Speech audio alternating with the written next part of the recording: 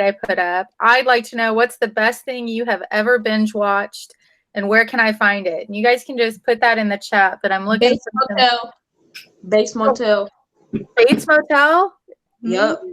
What's that on? Is that on Netflix? All right. Okay. Noted. Man, I was binge watching The Flash. Say it again, Eldon. The Flash. Oh, okay. All right. I was on a Supergirl kick for a little while, so that's the DC universe, right? Yeah. All right. I haven't seen The Flash yet. I've been meaning to watch it though. Well, I ain't spoiling nothing. we can make a list. Feel free to drop this in the chat or unmute yourself and just tell me what is it that I should be watching. Look, I watched You. You was actually pretty good. Oh, yeah, you is good. You is good. Okay. I'm making my list. Ooh, and you need to watch. What's that show with number 5 in there? What's with that little boy? Umbrella Academy. Oh yeah. Oh, Umbrella Academy. Yep. I'm really gonna go through my Netflix. What was I watching?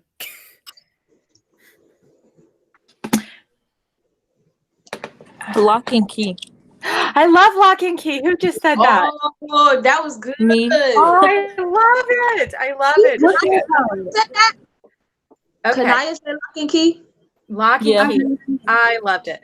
It was trash. Then if Kanaya said it, then Oh it my was trash. goodness. No, Lock and You a Key hater. is worth it. Worth your time for sure. Nah, I saw that already. I saw it. Okay. All right, maybe another minute and then we'll get started. Maybe 30 seconds. Okay. For those of you who have not joined our Remind, that code is also up here. All you need to do is text 81010 and the message that you send is at SWestORR for OnRamps Rhetoric. So if you have not joined Remind, let's do that now in case I need to send out a reminder or a message. Like if I get sick or can't be in class, you guys will have to do class through a video that I'll post on YouTube. But I need to be able to tell you that. So get on Remind. Or if you are sick and can't make it to class, that's one of the ways that you can communicate with me and I'll count you present. You just send me a note and Remind that says, I can't make it today. So awesome. Okay, now I have heard good things about this show, Timothy, but I haven't started it yet. So The Good Doctor, I think that's the one about he's younger. He's a younger person who's a doctor. Is that right? No, I think he has autism or something. Oh, Yeah, okay. he's autistic. Okay, autistic. Well, I haven't seen Oz, obviously. Okay, so good. Awesome.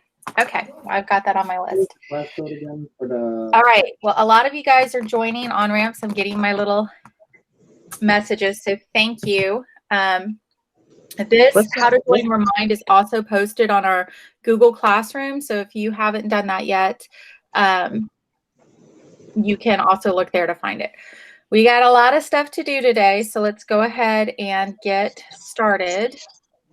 We're going to talk about summary today, which is saying a lot in a few words. And I think that, well, I know that I asked you guys to read sections 1.2 and 1.2.1. So let's review those. That was public. Oh, actually, we're going to review something else first. We're going to talk about public versus private controversy, recent, ongoing, and past controversies. And then the word I want you to know is exigency. And exigency is the immediate event that has led to the recent debate. So for public versus private controversy, public is when people want to do something that's going to affect a lot of other people. That puts it in the public realm for public debate. And private is the opposite. It really only affects those people who are in the relationship. The past controversy is something that's been settled or resolved. It's done. It's not open for discussion anymore. It's a done deal. Ongoing, it flares up and goes away and flares up again. It just kind of depends. The circumstances of our world kind of bring it back into debate and send it out when it's resolved. So it's just gone on for a span of time. And then we have recent, which is a current controversy. It's something people are discussing right now. It could be new, or it could be one of those ongoing controversies that has just flared up. So let's take a little quiz. Not a real one, I mean a real one, but yeah. Okay, here. Look at this pop quiz. Okay. The invasion of Iraq. This was the first stage in the Iraq War, and it lasted just over 1 month. The U.S.-led coalition invaded with the intent to disarm Iraq of weapons of mass destruction. A year later, the reports of WMD were found to be misleading and not supported by intelligence. Okay, is this a public or a private controversy? Public. Okay, what do the rest of you guys think? Public? Public. Private?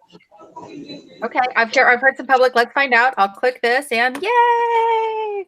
You are exactly right. It is a public controversy. Is it recent, ongoing, or past? Hey. Is it happening now, or is it something that's a done deal? It's past. Okay, I've got a couple of votes for past, and yes, it's past. But we're not done. Let's talk about Black Lives Matter.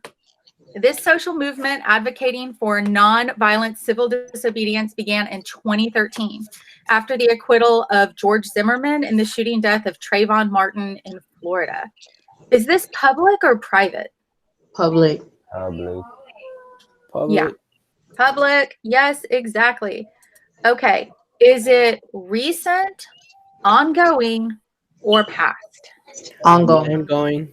It's ongoing. And it's also recent, especially with the death of George Floyd and then the shooting of Jacob Blake and many other things. It has come right back into the public discourse. Not that it ever really went away, but it's gotten a lot more attention and a lot more discussion lately because of that exigency, because of the death, the murder of George Floyd, that the killing of George Floyd, that brought it back into the public discussion.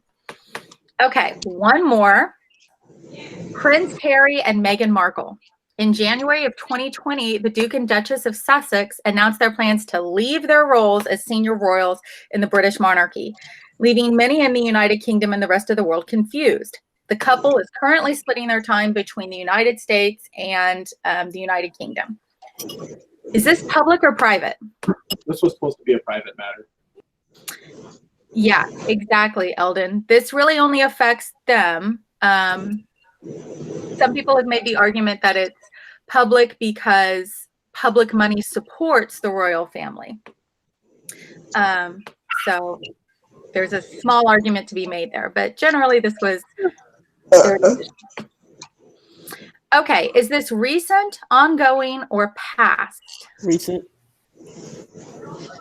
It's recent. Wait, but- did you say was it private or public? Okay, we said it's private. Okay. It's a private controversy, but I would say it's past Yes. and not recent because it's done. It's resolved. They're not senior royals anymore. So, but you could make the argument that it's public, I mean, that it's recent because of the date, 2020. So a recent past, maybe, but it's not an ongoing controversy. It's just happening. Okay, good. So I'm feeling pretty good. Like you guys know what those things are. So awesome. So let's talk about summarization. Anybody have any questions for me before we go on? All right. Okay. So here's what we're going to talk about today. We're going to talk about principal claim. We're going to talk about summarizing fairly. We're going to talk about implicit versus explicit arguments.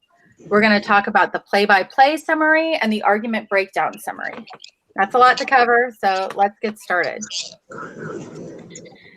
Okay, the principal claim is the most important thing that the writer wants the audience to remember, to believe, to feel, or do. And that is the wrong spelling of principal. I am so sorry. That's principal, the person. We want Principle. I'll have that corrected before I post them online. But the main claim, what is the writer trying to get you to do or think or feel? You can find hints to what the principal claim is in the title or subtitle of an article, in the headline or the subheading. It's also found at the beginning or at the end of an argument, right? We start off with this. This is why I'm talking to you. This is what I want you to do. And we end with it. It's called a call to action. So go out there and vote. So think about this issue. It's often stated in very short, direct, clear sentences. And it follows a phrase or sentence that indicates conclusion. So in conclusion, I would like to remind you to go out and vote. Y'all with me? Principal claim is the main claim. And I have a little star here next to both, because if you see this at the beginning and the end of an argument, then you know that's the main claim. All right? If they're repeating it that much. Eldon, do you have a question? No. Okay. Okay. The principal claim is the main thing. Don't get this confused with reasons and evidence. Just because the author is talking about the main thing, they're going to have other claims in there. And those might be reasons, which are smaller claims that'll get you to support the principal claim. And evidence, you guys are familiar with this, I'm sure. Those are the facts and statistics and testimony that we use to support the principal claim. Okay. So that's principal claim, main thing. That's what you guys need to remember. What is the main thing? Okay. It's really important to represent the viewpoints fairly. If you don't represent them fairly, then you aren't a credible person. And kind of our theme for this semester is what Quintilian said. It's a good man speaking well. If you don't represent the viewpoints fairly, then people won't think that you're that good person who is speaking well. Okay? When you are giving an unfair summary, you are unfairly presenting someone's beliefs. You're saying they believe something they don't. Or you're distorting the writer's principal claim or reasons. So what I want to do is I want to go to the OnRamps page, and I want to show you guys the a video from Jeb Bush. Jeb Bush was or is President George W. Bush's brother. He was the governor of Georgia. He ran for president himself. And during that run for president, he was talking about gun violence. So let me show you what he said.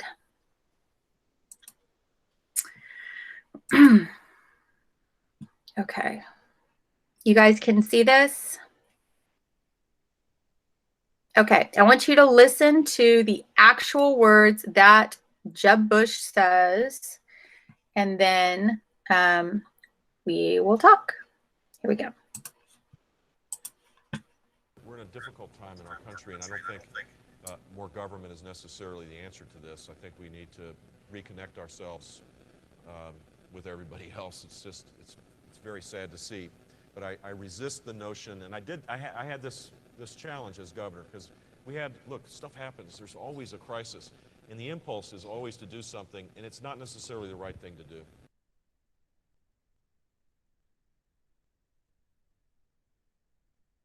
Do you think the Second Amendment bestows individual rights or rights of a militia? I think it bestows individual rights, and I think that's what and it needs to be protected. And the best place to sort these issues out is at the state level. The federal government tries to create these one-size-fits-all rules, and look, South Carolina is different than New York City. In Florida, when I was governor, I was the NRA Statesman of the Year one year. It was on my highlight reel where Charlton Heston gave me a gun on the stage in front of 15,000 people. That was pretty cool, to be honest with you. We have, in Florida, we believe that concealed weapons permits is a proper thing. We have 1.2 million concealed weapon holders, more than double the next state. We have right to carry. There are all sorts of rules that are appropriate for Florida, may not be appropriate in other places, but the basic right is embedded in, it's a personal right. I mean, it's an individual right to bear arms, and that shouldn't be infringed by either local, state, or federal law, for sure. And we're in a difficult time in our country, and I don't think more government is necessarily the answer to this. I think we need to reconnect ourselves with everybody else. It's very sad to see, but I resist the notion, and I had this challenge as governor, because look, stuff happens. There's always a crisis, and the impulse is always to do something, and it's not necessarily the right thing to do.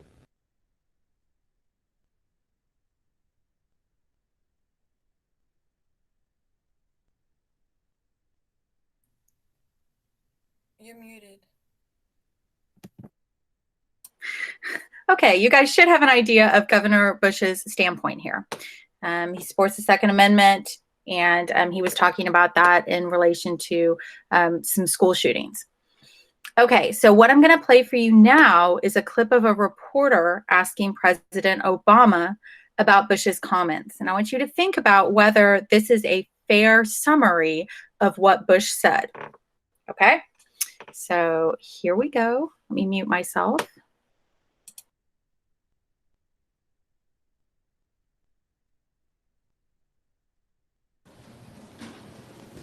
Thank you, Mr. President. Yeah. Back in July, you said that the gun issue has been the most frustrating of your presidency, and we certainly heard that frustration from you last night. Yeah. So in the last 15 months of your presidency, do you intend to do anything differently to get Congress to act or to do something about this gun violence problem? And I have to get you to respond to something that Jeb Bush just said. Mm-hmm. And to be fair to Governor Bush, I want to read it directly. Okay. Asked about the drive to take action in light of what happened in Oregon. He said, look, stuff happens. There's always a crisis, and the impulse is always to do something, and it's not always the right thing to do. How would you react to Governor Bush? I don't even think I have to react to that one. I think the American people should hear that and make their own judgments based on the fact that every couple of months we have a mass shooting. And in terms of, and they can decide whether they consider that stuff happening. In terms of what I can do, I've asked my team, as I have in the past, to scrub what kinds of authorities do we have to enforce the laws that we have in place more effectively to keep guns out of the hands of criminals? Are there additional actions that we can take that might prevent even a handful of these tragic deaths from taking place? But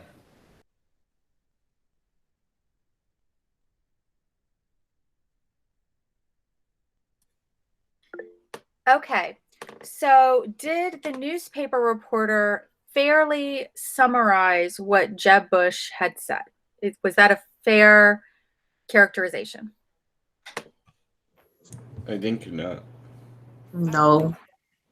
Okay, why not? He just said one thing about what Bush said. He never tried to explain why he said it or like how he said it. Instead, he changed the context from what he said, so it will sound more like a bad thing, you know, like. Yeah. Because it's not like he took the main point of the argument. He took the most controversial point of the argument and presented it to him. So it could have either been to make either one of them look bad, or just to like set it up in a different light. Right. Right. And that doesn't seem particularly fair to Bush. And when seeing that, it hurts the credibility maybe of Obama, but certainly of the reporter who asked the question. Okay, good. So when you are summarizing viewpoints, which you are going to do, that's part of the writing you're going to do this semester, it is really important to make sure you understand the principal claim and are summarizing that fairly, okay? You can't just pull out the thing that sounds good in your argument. You have to look at all of it, okay? All right, you guys are doing awesome. Okay, let me go to, okay, let's go back to our slides. And here we go.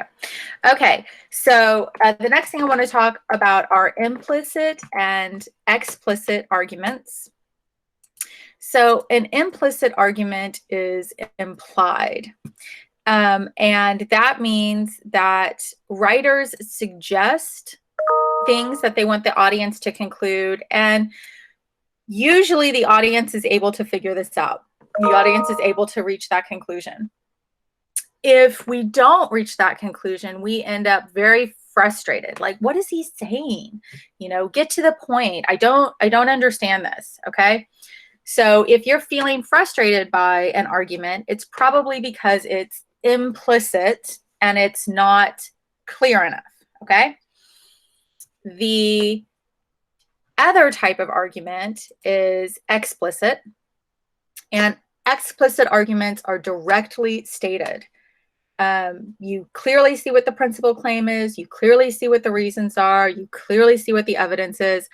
Often the writer labels them, you know, I assert, I want you to do this, here's why. So you guys see the difference between those two, and you'll be reading both kinds of arguments in this class. When you are summarizing, it is very important that you are not implicit. You are explicit. You directly state what the writers are saying. This writer says blank. This writer supports that with blank, okay? So you might be reading an implicit argument, but when you are writing for this class, you need to be explicit in your writing. Any questions? All right, we are breezing through this. Okay, so then I want to show you guys a couple of videos. It's the Scarecrow video from Chipotle. I don't know if you've seen this or not, but we're about to watch it. And, you know, the explicit argument here is going to be eat at Chipotle, right? As we watch this video, I want you guys to think about what the implicit argument is. What's implied? What's not stated that the writer is hoping you understand? So let me go to this video and we shall watch it. Okay. All right, here we go. Let me mute myself and then we'll watch it.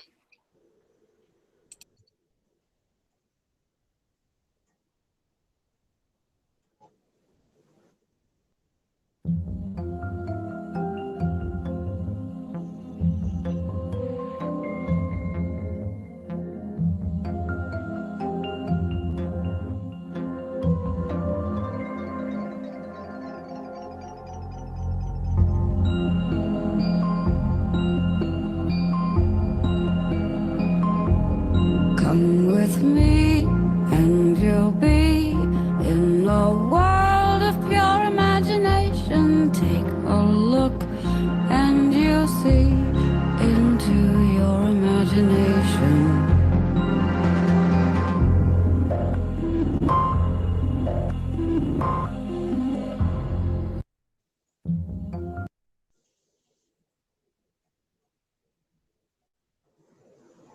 Okay, so what? Okay, that was confusing. Maybe so.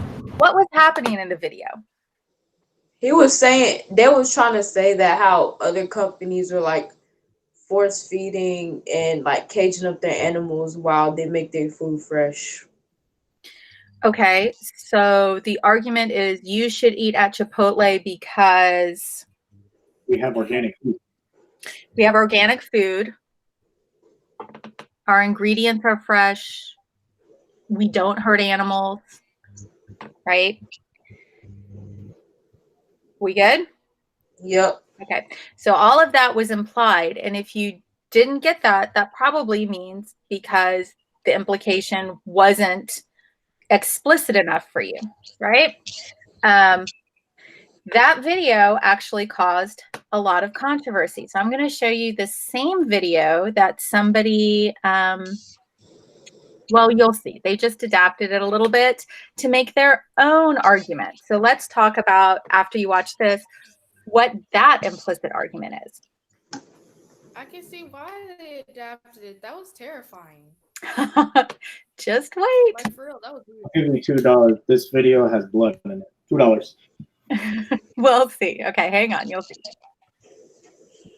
$2.50 if it doesn't.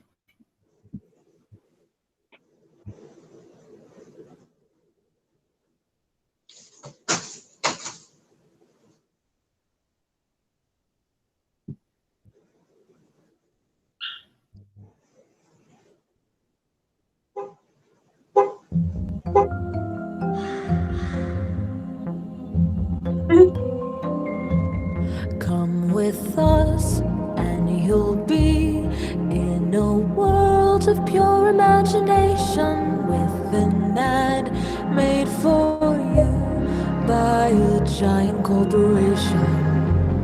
We'll begin, drop you in to a great high budget animation. What you'll see will be pure manipulation.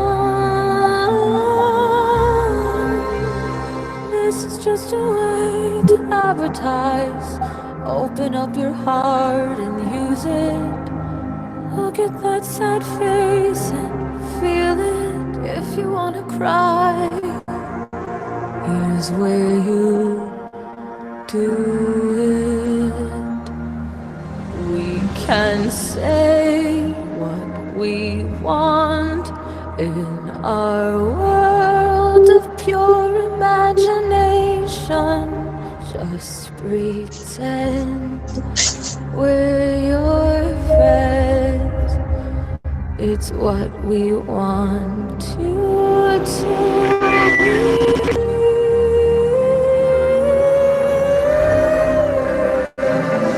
This is just a way to advertise. Open up your heart and use it. We control the message cleverly. We can hide the truth.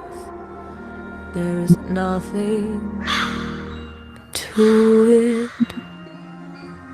Just engage with our brand and make sure to follow us on Twitter. Inside your brain, download our game. Engage our brand. This is our name.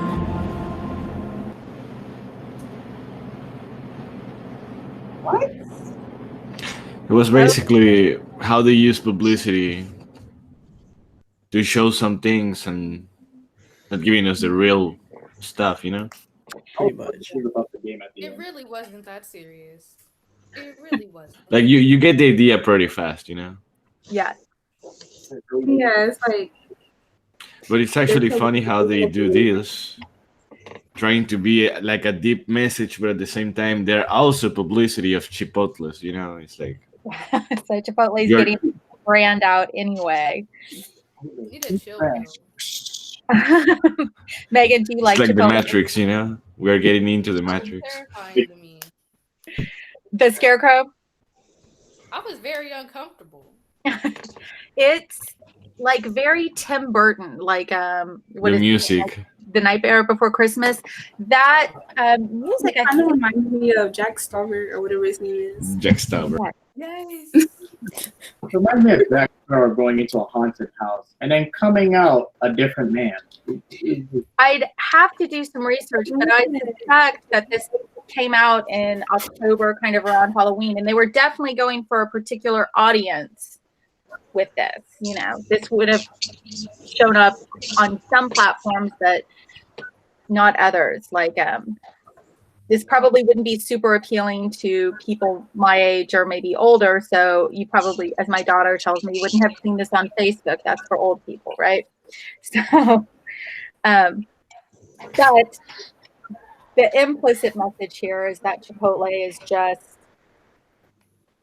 giving you some of the facts and not all of them in their advertisement. Okay. Anybody have any questions or comments? Okay. I'm so proud of you guys. You're doing awesome. Okay, so 2 more things to talk about. It's 2 different types of summaries, and you guys are going to practice one of these types of summaries in the next 2 days, today and tomorrow. Okay, so the first one is play-by-play. And I think for most of you, you'll find this the easiest type of summary to do, okay? You narrate each step in the argument. You summarize each paragraph or each section, and you use transition words like first, second, next, then, finally. So it's an easy, logical way to do it. You just start with the first paragraph and you work your way down. The other type of summary is a little more complicated, but it's also very effective. It's called the argument breakdown summary. And what this does is it tries to take the argument apart and emphasize both the key components of the argument and their relationship to one another. So you'd find the principal claim. What is the person trying to get you to believe or feel or to do? And then you would find the main reasons. How do those support the principal claim? And then the evidence. How does that evidence support each reason? Okay? What you are going to do is you're going to take the fair and accurate summary quiz. Then you are going to take the article that you've been reading from your first year topic research samples, that same article, and you are going to make either a play-by-play or the argument breakdown summary of it. And you're going to post that to the discussion board. Okay? You do not need to do both. I would like you to pick one and do it. Again, I think you'll find the play-by-play easier to do. So do that one if you'd like. The argument breakdown is also good. It's just a little more challenging. Okay? But you can do either one. You'll use your article to do this, and it's due tomorrow at 11:59. Let me show you where that is on our OnRamps. So if I come up to modules, which is my table of contents, that's the easiest way for me to remember this. Okay. And I come down and I will see, we just talked about summarizing fairly, and right underneath it is the fair and accurate summary quiz. It says it's worth 3 points. Don't let that fool you. It is a full grade. I just have not adjusted the points in Canvas yet. I'm so sorry. Then 1.2.4 is play-by-play summaries. And right after that, 1.2.5 is the argument breakdown summary. When I pull open either one of these, at the bottom, it's got the discussion forum. And when I pull that up, it will give you the instructions. It has a worksheet that you can print that will help you, give you guidelines. And then it asks you to take your article through these steps, right? And the article, the worksheet will help you to do that. If you have any questions, you can reach out to me through Remind or through my office hours. Okay? I am going to be on, we've got another 25 minutes of class, so I'll be here. If you want to stay on and work, you can. If you'd like to get off and work and just pop on if you have questions, that's also okay. But just to recap, you need to take the fair and accurate summary quiz. You need to do either the play-by-play or the argument breakdown summary and respond on the discussion board. And that is it for class today.